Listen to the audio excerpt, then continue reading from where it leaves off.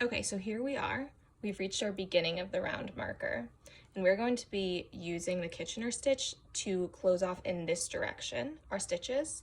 So I have 2 random needles, similar size to the needles that I have, and I'm going to be picking up stitches in this direction, in the opposite direction, one by one. And so on one of these needles, I'm going to put all of my main color stitches, and on one of the needles, the other needle, I'm going to put all my contrast color stitches. So I'm going this way, I'm picking them off one at a time and putting my main color on the back, my contrast color on the front needle, and holding them parallel to each other. So you'll see we're starting to create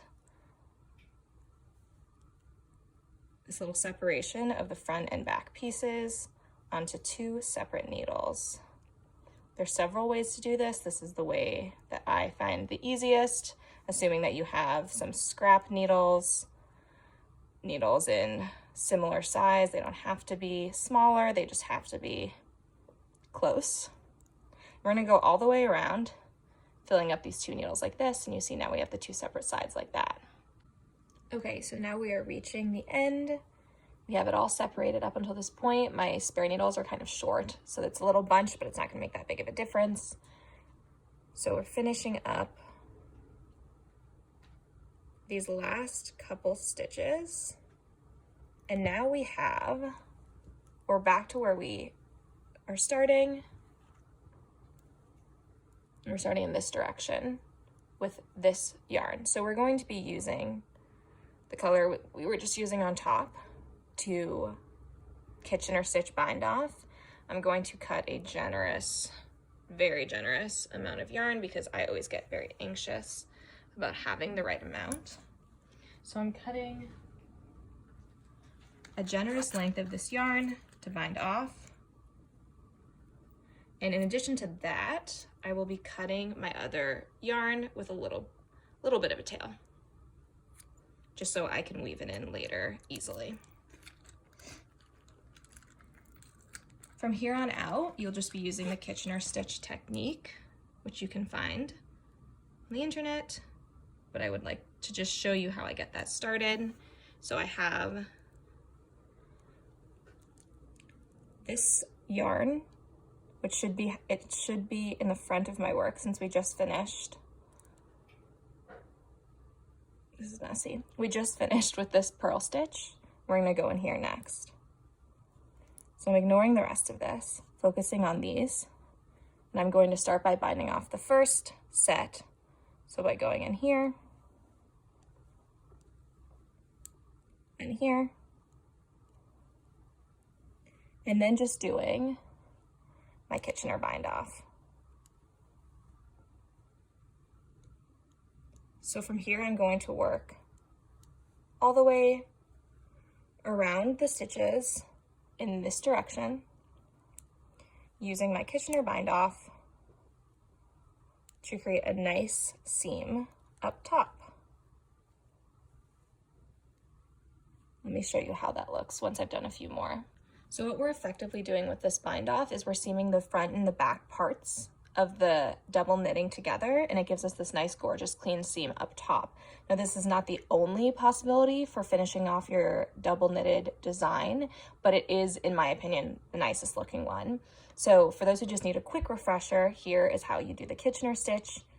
You go in knitwise and pull off on your front needle, then go in purlwise and keep on the needle. And then in the back, you go in purlwise off,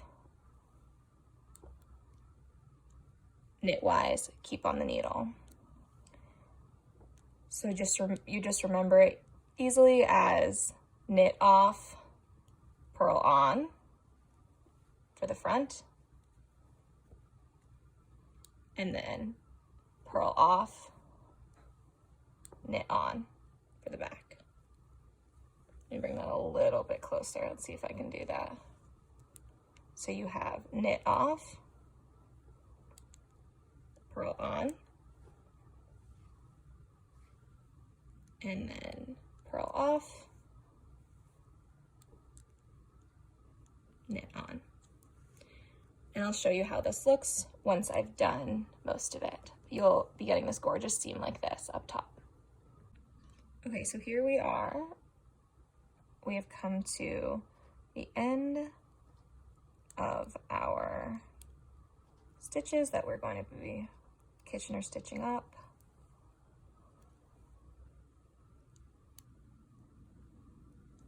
Here is the last set of 2.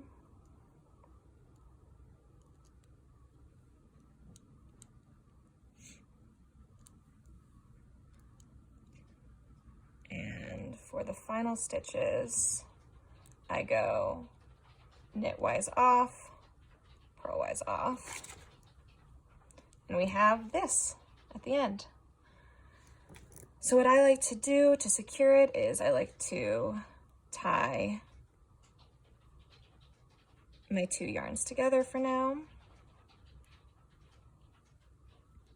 I like to close off this little space that we've created by going in to the next one, bringing it back through, just to close off this little space. And I'll tie them one more time for good measure.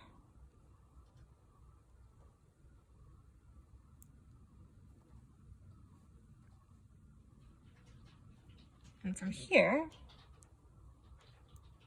you can take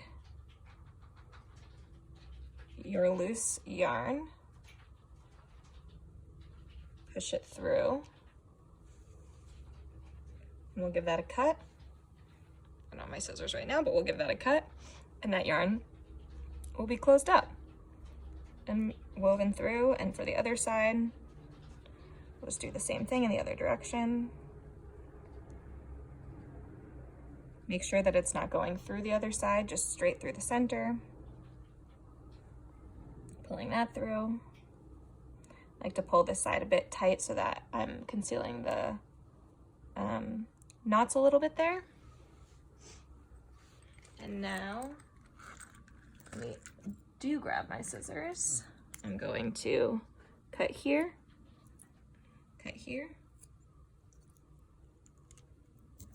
pull this, and you see we have this gorgeous finish.